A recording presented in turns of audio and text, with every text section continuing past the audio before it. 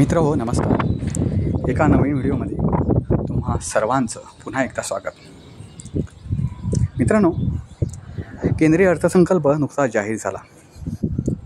काही गोष्टी वाढल्या, काही गोष्टी कमी झाल्या. या अर्थसंकल्पावर चोहोबाजूने टीका झाली. विशेष करून महाराष्ट्रातून खूप टीका झाली, कारण महाराष्ट्रासाठी या अर्थसंकल्पात काहीच देण्यात आलं नाही असा टीकेचा सूर सगळ्यांचा होता. मित्रो, या महाराष्ट्राला काय मिळालं किंवा महाराष्ट्राला काय मिळालं नाही, तर महाराष्ट्राला खरोखरच मिळालं का, या कुठल्याही भानगडीत न पडता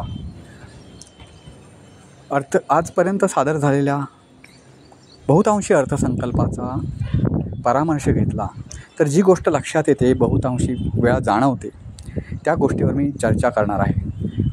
या अर्थसंकल्पात किंवा ह्याच्या अगोदरच्या अर्थसंकल्पात नव्हे तर बरीचशी सरकारं जी करतात, जे अर्थसंकल्प सादर करतात, त्या अर्थसंकल्पामध्ये नेमके काय गोष्ट महत्त्वाची आहे ते आम्ही व्हिडिओत सांगणार आहे. बाकी काय महाग झालं, काय स्वस्त झालं, किंवा या अर्थसंकल्पात कोणाला जास्त सूट मिळाली, कोणाला कमी सूट मिळाली, ह्या फंदात मी काही पडत नाही, कारण त्याचे ते बहुतांशी व्हिडिओ यूट्यूबवर तुम्हाला सापडतील. तर मित्रांनो, आज तुम्ही जर भारतीय अर्थव्यवस्थेचा अभ्यास केला तर भारतीय अर्थव्यवस्था ही करदात्यांवर अवलंबून आहे. करदाता हा कोण असतो, तर आम्ही मिडल क्लास असेल किंवा मिडल क्लास कर भरतो वेगवेगळ्या रूपात. म्हणजे आपला मालमत्ता टॅक्स असतो किंवा इतर आपण ज्या काही गोष्टी घेतो त्याच्यावर थोडाफार टॅक्स बसतो, त्या रूपानं आपण टॅक्स भरत असतो. जो एकदम लो लेवलचा क्लास आहे, म्हणजे सर्वसामान्य वर्ग जो आहे, आर्थिकदृष्ट्या सर्वसामान्य, तर तो सुद्धा एक किरकोळ का प्रमाणात असे ना शासनाला टॅक्स भरत असतो. पण मोठा जो टॅक्स भरणारा वर्ग आहे तो म्हणजे अतिश्रीमंत किंवा उच्चभ्रू म्हणण्यापेक्षा गर्भश्रीमंत जो आहे, तर तो. मित्रांनो, या गर्भश्रीमंत वर्गावर आजपर्यंत असं आहे की गरीब श्रीमंत हा भेद आपल्या देशामध्ये प्रचंड रुजलेला आहे. आपण श्रीमंत माणसाकडे बघताना अशा एका अँगलने बघतो की त्यानं त्याचा कमाईचा वाटा, थोडा का वाटा असे ना, समाजासाठी खर्च केलाच पाहिजे, अशा अँगलनेच आपण कायम बघत आलो. त्यानं केलंच पाहिजे ते. मित्रांनो, एक तुम्ही बघितलं, मी श्रीमंतांची काही बाजू घेत नाही किंवा मी स्वतःसुद्धा श्रीमंत नाही. मी स्वतः हा मिडल क्लास आहे. त्या मिडल क्लासच्या सुद्धा काय व्यथा आहेत त्यासुद्धा मी तुम्हाला व्हिडिओमध्ये सांगणार आहे. पण हा जो मोठा कर भरणारा जो वर्ग आहे, तर त्यांच्या जन्माला जर जाऊन आपण पाहिलं, आपण एक म्हण मराठीमध्ये ऐकली असेल, जावे त्याच्या वंशा तेव्हा कळे. आपण त्यांच्याकडे एक वेगळ्याच अँगलने बघतो. मित्रांनो, मला असं वाटतं की जो तो त्याच्या श्रमानं, त्याच्या बुद्धीनं सगळ्या गोष्टी कमवत असतो, तर त्याला टॅक्स किती लावावा याला कुठेतरी मर्यादा असली पाहिजे. म्हणजे आजची टॅक्सची जी परवाचा जो अर्थसंकल्प सादर झाला त्याची जर संरचना पाहिलीत तुम्ही, तर तुमचं 15-1 लाख जर उत्पन्न असेल, वार्षिक उत्पन्न, तर त्याचे 3 ते 4 लाख फक्त आणि फक्त टॅक्सवर जाणार आहे. मला सांगा, 15 लाखातले 3 ते 4 लाख रुपये जर टॅक्सपोटी म्हणजे गव्हर्नमेंटला तो देणार असेल, तर गव्हर्नमेंट त्याला काय देतं? गव्हर्नमेंट एवढा जो 15 लाख रुपये वार्षिक उत्पन्न असलेला वर्ग जो आहे, त्याला काय सोयीसुविधा देतं? तर काहीसुद्धा देत नाही. तुम्ही जर त्याचं पाहिलं, त्याच्या मालमत्तेची सरकार काळजी घेतं का? नाही. त्याच्याकडे जी स्वतःची म्हणजे त्याचे सोन्याचे दागिने असतील किंवा काय असेल, त्याची काय सरकार काळजी घेते का? नाही. ते त्यानं रक्षण करायचं. त्याला कुठली सोयीसुविधा मिळते का? एवढा टॅक्स भरतो तर अजिबात नाही. मग त्यानं एवढा टॅक्स गव्हर्नमेंटला का भरावा? आता हे इन्कम टॅक्स ही गोष्ट काय फक्त भारतातच नाही, सगळ्या देशांमध्ये आहे. पण इतर देशांमध्ये जशी टॅक्स भरण्याची सक्ती आहे, तशी तिथलं गव्हर्नमेंट त्यांना सोयीसुविधासुद्धा पुरवत असतं. आपलं गव्हर्नमेंट अशा सोयीसुविधा कोणत्याही श्रीमंत वर्गाला पुरवत नाही. मित्रांनो, तुम्ही हा व्हिडिओ बघताना किंवा माझं हे विचार ऐकताना तुम्हाला खूप अतिशय राग येईल. पण मित्रांनो, एक लक्षात घ्या, तुमच्या हातात 15 लाख रुपये आलेत आणि गव्हर्नमेंटने जर म्हटले की त्यातले 4 लाख रुपये काही न बोलता आमच्याकडे वर्ग कर, तर ते आपण करू का? हा विचार जर प्रत्येकानं केला तर माझा हा विषय जो आहे तो लक्षात येईल. बरं, आता त्याने 3-4 लाख रुपये गव्हर्मेंटला हा वर्ग भरतो. तर ते गव्हर्मेंट कुठे खर्ची करतं? तर एक तर गव्हर्मेंटचे मंत्री असतात, सरकारमधले मंत्री असतात, ते घोटाळे करणार. दुसरी गोष्ट म्हणजे सरकार वारेमाप कोणाला तरी सोयीसुविधा देणार ज्या गरजेच्या सुद्धा नसतात. तुम्हाला जर खरं सांगायचं झालं मित्रांनो, तर सरकारनं बऱ्याचशा जनतेला पंगू बनवून टाकलं आहे. पंगू म्हणजे अपंग, ज्यांच्या शरीरामध्ये ताकद आहे, कष्ट करण्याची ताकद आहे, त्यांना अपंग बनवून टाकलं आहे. म्हणजे काय मला म्हणायचं आहे, तर त्यांच्यावर केवळ मताच्या पेट्या भरण्यासाठी त्यांच्यावर वारेमाप खर्च केला. तर वारेमाप खर्च म्हणजे काय? तर आता तुम्ही लाडकी बहीण योजना ऐकला असाल. लाडकी बहीण योजना तुम्ही बघितला असाल की 1,500 रुपये तुम्हाला मोफत. मित्रांनो, याचा वाईट परिणाम काय आहे माहिती आहे का? आज ना उद्या आपली अर्थव्यवस्था कोलमडून पडणार आहे. शेतकऱ्याची शेती बुडाली तर शेतकऱ्यांना सगळं कर्ज माफ. अरे, कर्ज माफ करणार सरकार कोण? मित्रांनो, शेतकरी जर सोडला तर तुम्ही एक सांगा, झोपडपट्टीतल्या माणसाला सुद्धा कर्ज माफ होतं का हो कधी? तर अजिबात होत नाही. बरं, शेतकरीनं कसं जगायचं हे त्याला शिकवलं पाहिजे. तर ते कोणी शिकवतं का? तर अजिबात नाही.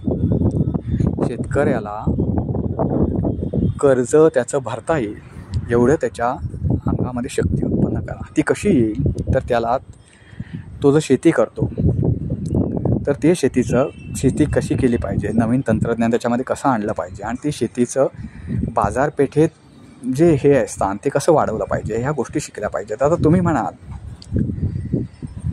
की शेतकरी आजपर्यंत, तर मला एक माहिती आहे की जगाचा पोशिंदा शेतकरी आहे.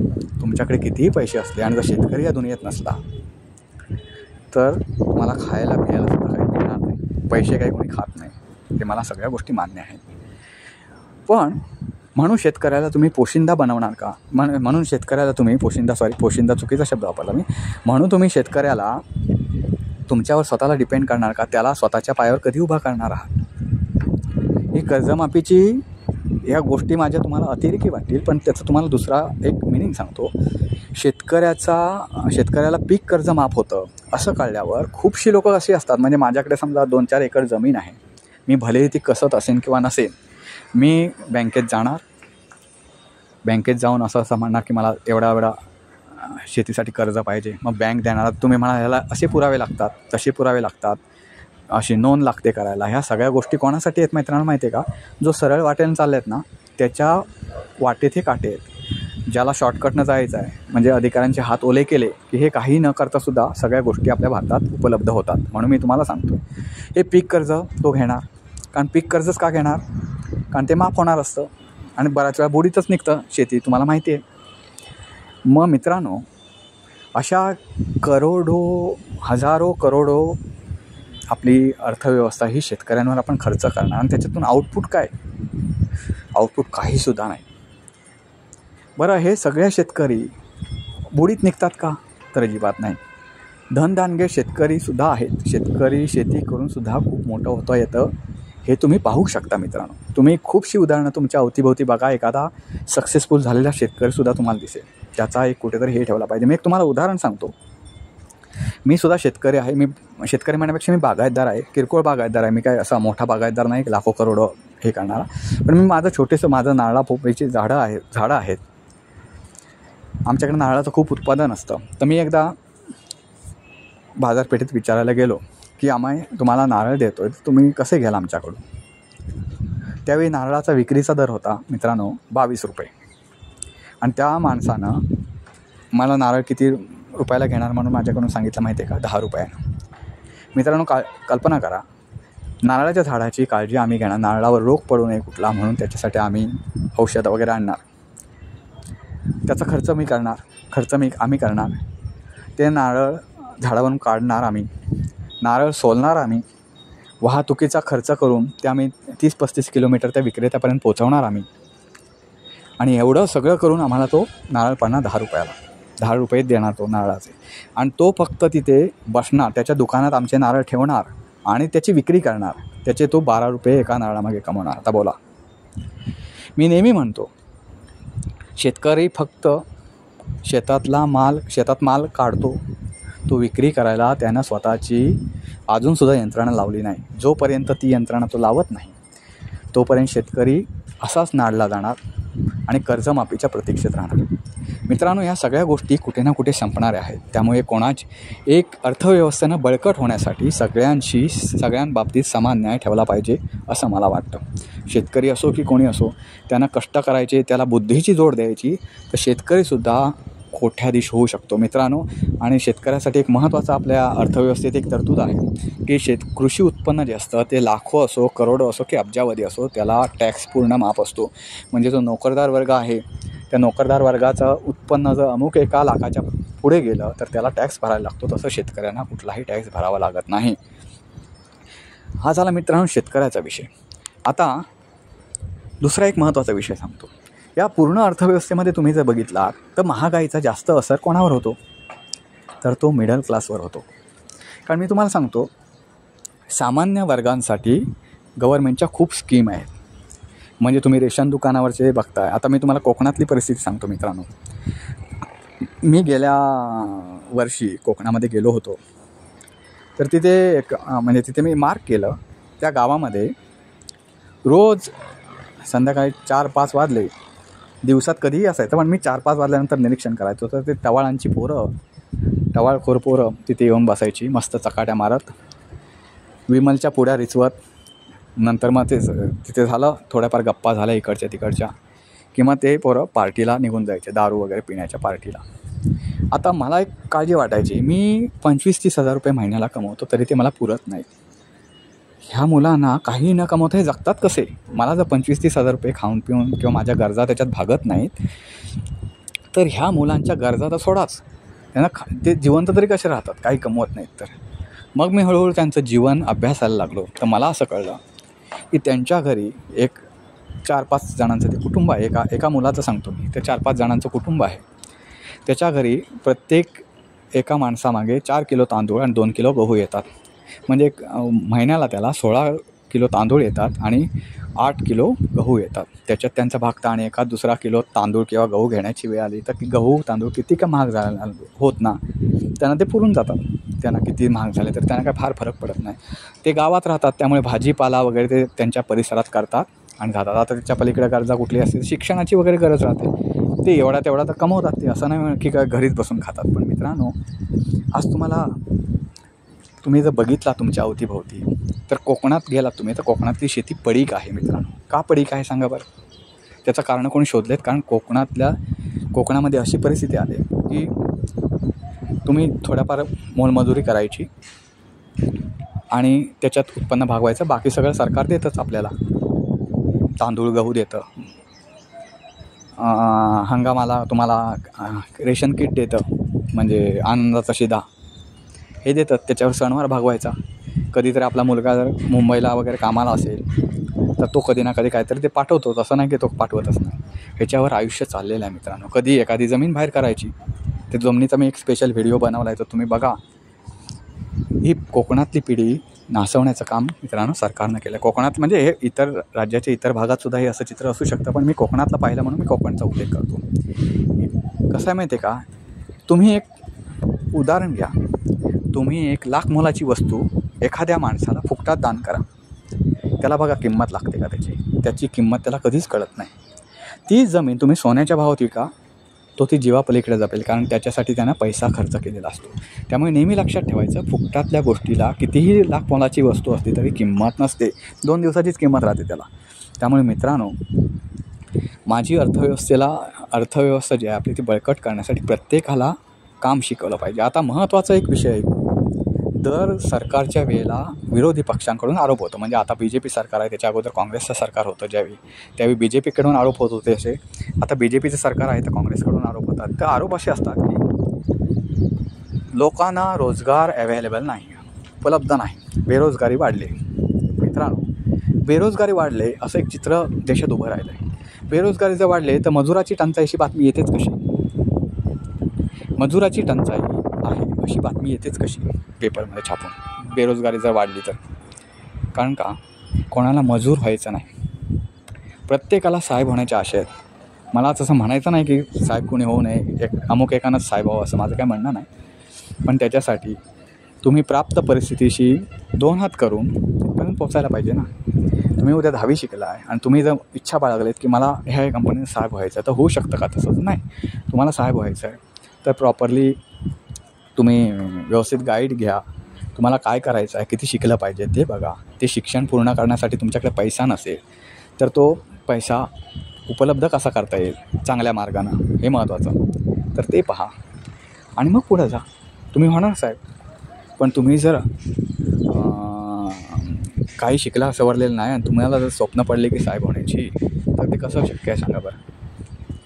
तर मोलमजुरी, मजुरांची टंचाई, आजसुद्धा शेती यांत्रिक जरी झाली असली तरी काही प्रमाणात आता मजुरांची संख्या खूप कमी झाली. म्हणजे मजुरांची जी बहुतशा गोष्टी यांत्रिक पद्धतीने होत असल्यामुळे मजूर काय फार लागत नाहीत. पण जेवढे कमी लागतात तेवढेसुद्धा अवेलेबल आज होत नाही.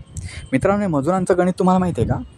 मजूर जे आहेत, मजुरांची दिवसाची मजुरी तुम्ही पाहिलात तर एवढी वाढली. आता तुम्ही शेतकऱ्यांना विचारू शकता बरं. ह्या गोष्टी माझ्याशी ठरवण्यापेक्षा त्यातल्या तज्ज्ञाला विचारा, मग तुम्हाला माझे म्हणणं पडतील. तुम्ही शेतकऱ्याला विचारा. शेतकरी तुम्हाला सांगते की मजुरांची मजुरी किती आहे. बाईचं असेल, लेडीजचं मजूर असेल तर तिला 300 ते 350 रुपये दिवसाचे मिळतात. आणि जर पुरुष मजूर असेल तर त्याचे 500 ते 550 रुपये तो दिवसाला कमवतो. म्हणजे त्याचा महिन्याचा पगार जर झाला तर तो पुरुष असेल तर 15,000 रुपये महिन्याचे झाले त्याचे. मी समजतो 5 दिवस त्यानं सुट्टी घेतली तरी पण त्याचे जवळपास 10 ते 12,000 रुपये तो पाडू शकतो. आणि त्याच्या घरातली लेडीज जर एक मजुरीला गेली तर ती एक 8-9 रुपये आणू शकते. म्हणजे त्यांचं महिन्याचं उत्पन्न गावात राहून त्यांना 20-21 रुपये ते आरामात कमवू शकता. बरं, असं नाही महिन्यात मजुरी कधी मिळत नाही. कोणाला ना कोणाला मजुरीची गरज लागते. पण ही गोष्ट आपण करत नाही का? तर सरकारच्या खूप साऱ्या स्कीम आहेत. पूर्वी असं होतं, आपला एक विचार असा होता की बाबा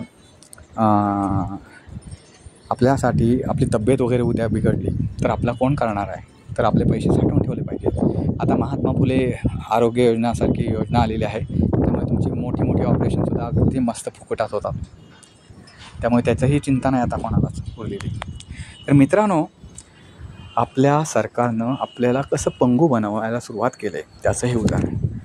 ह्याच्यातला एक महत्त्वाचा विषय तुम्हाला सांगायचा राहिला की तो विषय थोडा डायव्हर्ट झाला आणि तो मूळ मुद्दा सुटून गेला होता त्याच्यातून.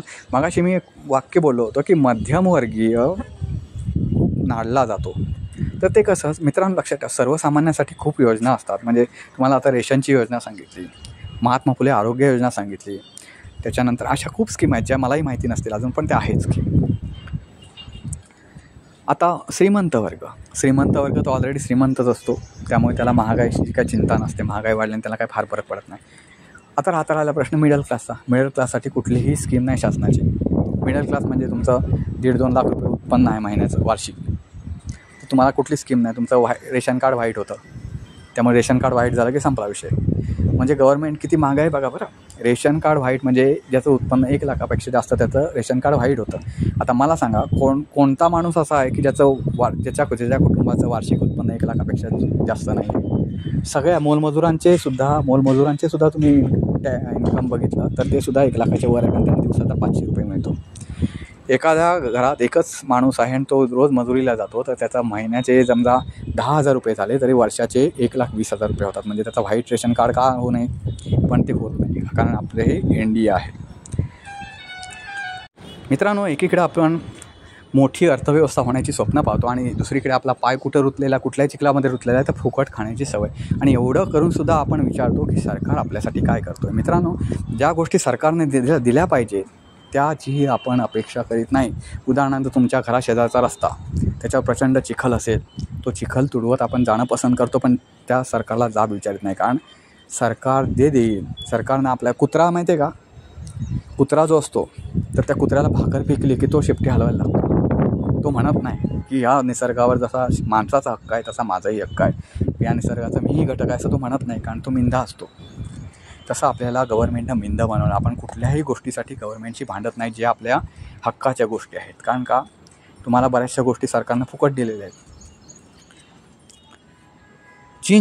चीनचं एक अर्थव्यवस्थेचं उदाहरण घ्या मित्रांनो. चीननं, आता तुम्हाला एक उदाहरण सांगतो, चीनच्या गोष्टी बऱ्याचशा ठिकाणी पोचलेल्या आहेत, घराघरात पोचलेल्या आहेत चीनच्या वस्तू. का पोचलेल्या आहेत? कारण भारतातल्या उद्योजकांनी त्याकडे फार लक्ष दिलं नाही. भारतातला बहुतांशी जो वर्ग आहे तो मिडल क्लास किंवा गरीब आहे. त्यांच्यासाठी काही वस्तू बनवे असं कधी आपल्या उद्योजकांच्या ह्याच्यातच आलं नाही, डोक्यातच आलं नाही. त्यामुळे त्याचं चीनची ट्रॅजेडी काय, चीनची मेंटॅलिटी काय आहे, तर चीनचे लोक काय बनवतात, भले यूज अँड थ्रोच्या वस्तू बनवतात पण त्या परवडणाऱ्या किमतीत बनवतात. त्यामुळे चीननं असं जगभरात जाळं निर्माण केलं. कारण जगभरात श्रीमंत लोक कमी आणि लोअर क्लास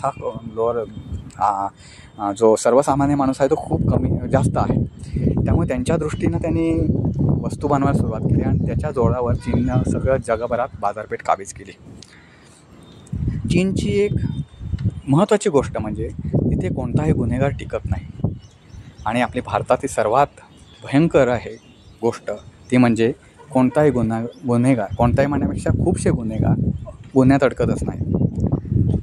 सरकारी रेशन दुकानातली एक गर्दी बघा. काही गरीब लोक हातात 20-20 हजाराचा मोबाईल घेऊन 2 रुपये किलोचा तांदूळ घेण्यासाठी 70,000 रुपयाच्या दुचाकीवर बसून येतात.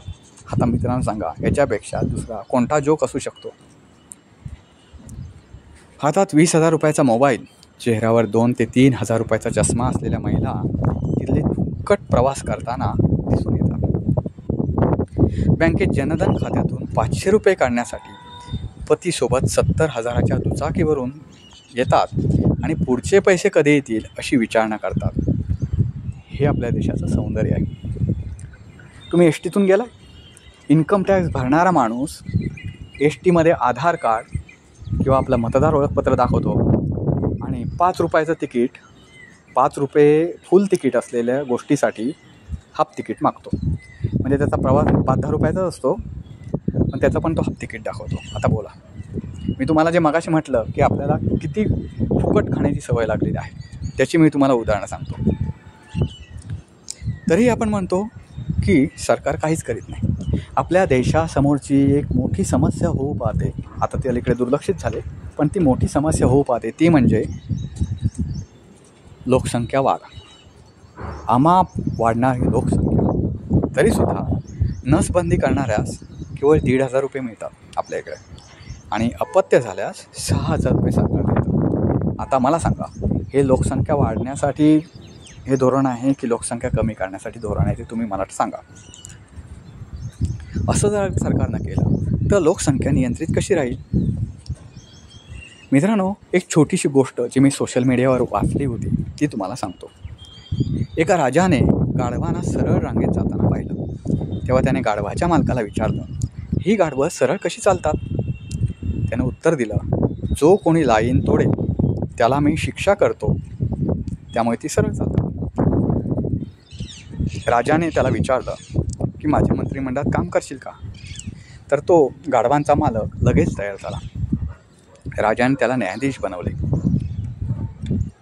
एकदा त्या राज्यात चोरट्यानं चोरी केली.